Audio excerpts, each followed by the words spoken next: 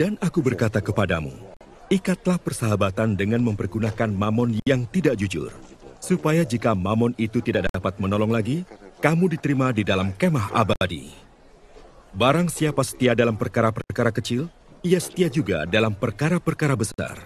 Dan barang siapa tidak benar dalam perkara-perkara kecil, ia tidak benar juga dalam perkara-perkara besar. Jadi, jikalau kamu tidak setia dalam hal mamon yang tidak jujur, siapakah yang akan mempercayakan kepadamu harta yang sesungguhnya? Dan jikalau kamu tidak setia dalam harta orang lain, siapakah yang akan menyerahkan hartamu sendiri kepadamu? Seorang hamba tidak dapat mengabdi kepada dua tuan. Karena jika demikian, ia akan membenci yang seorang dan mengasihi yang lain.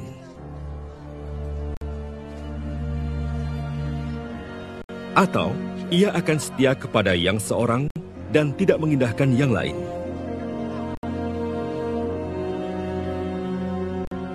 Kamu tidak dapat mengabdi kepada Allah dan kepada Mamon.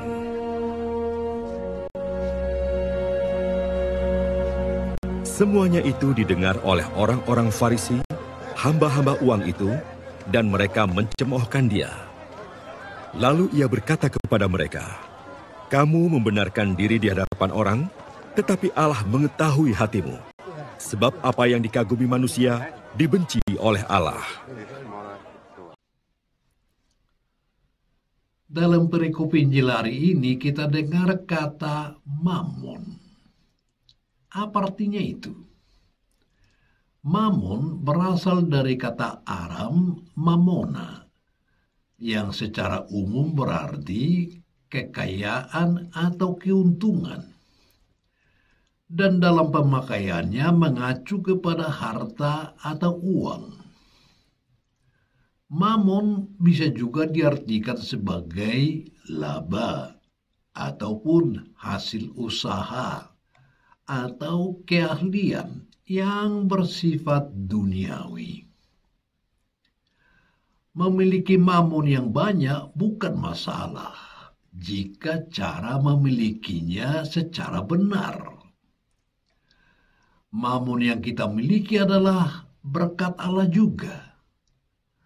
Tetapi memilih mencintai mamon, apalagi menghambakan diri pada mamon, itulah yang salah. Mengapa Yesus katakan bahwa mamon itu tidak jujur? Si tuan mamon atau uang itu hebat sekali pengaruhnya. Begitu berpengaruh sehingga banyak sekali orang menjadi pengikutnya. Uang bisa membuat pengikutnya menjadi orang terhormat dengan cara menggunakan uang. Banyak orang diantar ke singgasana kekuasaan oleh tuan mamon. Mereka duduk dengan pongah atas jaminan kekuatan uang. Dan setiap orang yang berbeda dengan mereka bisa menghadapi kehancuran karena jangkauan tuan mamon itu sungguh tidak terbatas. Apapun mereka bisa beli dengan mamon, termasuk imitasi cinta, imitasi kebenaran, dan imitasi keadilan. Pokoknya segala yang diinginkan bisa digapai dengan mamon, alias uang. Ada banyak orang rela berbuat apa saja memenuhi tuntutan tuan mamon demi menjadi pengikutnya. Orang tidak segan mempersembahkan korban, termasuk anggota keluarganya, untuk menjadi tumbal kekayaan. Demi uang, menjual diri pun orang pun rela. Bahkan juga jauh lebih mudah menemukan orang yang rela menjual Allah demi mamon dibanding orang yang melepas mamon demi Allah. Tadi Yesus katakan, ikatlah persahabatan dengan mempergunakan mamon yang tidak jujur. Mengikat persahabatan dengan menggunakan mamon artinya kita bisa menggunakan mamon yang kita miliki untuk melakukan kebaikan untuk sesama. Tetapi harap kita simak juga ucapan Yesus selanjutnya. Jika mamon itu tidak dapat menolong engkau lagi, kamu diterima di dalam kemah abadi. Artinya, janganlah terlalu mengandalkan mamon yang kita punya. Karena di dunia ini tidak ada yang abadi.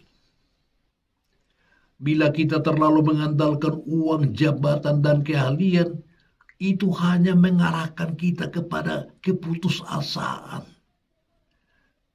Karena uang bisa habis, jabatan bisa berakhir, dan usia serta kesehatan kita akan menurunkan kualitas keahlian yang kita miliki. Mamon itu tidak bisa menjamin hidup abadi. Dengan tegas Yesus katakan kepada kita hari ini, seorang hamba tidak dapat mengabdi kepada dua tuan.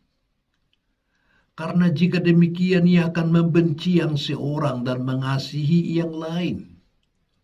Atau dia akan setia kepada yang seorang dan tidak mengendahkan yang lain.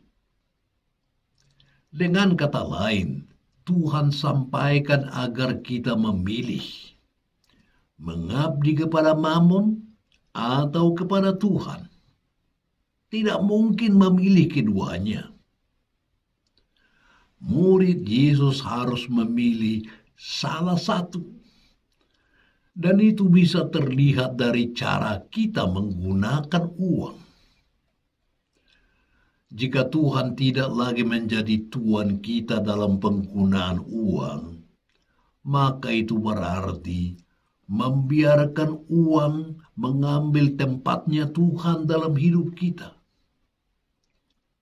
Bila seseorang mampu mengelola dengan benar harta yang dipercayakan dalam jumlah kecil, bukan tidak mungkin dia dipercaya juga untuk mengelola harta dalam jumlah yang besar.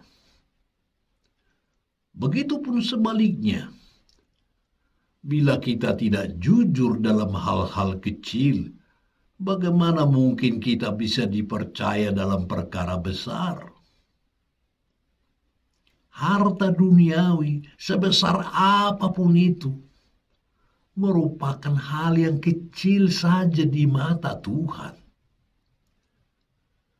Kesetiaan kita mengelola harta duniawi dapat menjadi indikasi kesetiaan kita pada harta surgawi yang jauh lebih bernilai.